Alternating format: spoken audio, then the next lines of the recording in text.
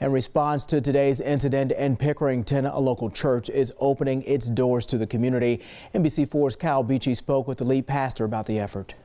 Lead pastor Conan Stevens tells me they will be opening up the sanctuary here at C3 Church in Canal Winchester from 11 a.m. to 1 p.m. tomorrow. They'll have pastors on site for any students, staff, or anyone else who needs to talk. People are hurting.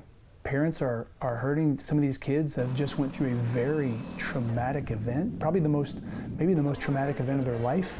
And how they going to walk through this, how they're going to process that. And so part of our heart was, man, what can we do? When Pastor Stevens got the news of the incident in Pickerington, he thought back to when his church started in the building right next door to the middle school. And when school was canceled Friday, he knew he needed to open his doors. They need a place to cry. They need a place to deal with some of this. And so I think that is the beginning. And then, you know, from there, just walking with them to help them to find peace. This sanctuary will be a safe place for students to share their feelings. These kids are they're carrying a lot of pain and a lot of baggage, and we're able to see them make some incredible strides and breakthrough, you know, to mental health. Pastors and counselors will be on hand to talk, but you can also just sit, think, pray, and reflect. We don't want these students walking with this pain and baggage for the rest of their life, and so we want to help them walk through it.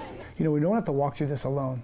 Pastor Stevens tells me there will be other churches in the area that will have resources available as well if you can't make it here to C3 Church. Local for you in Canal Winchester, I'm Kyle Beachy, NBC4. We want to remind you, if you or anyone you know is struggling, there are resources available so you do not have to suffer in silence.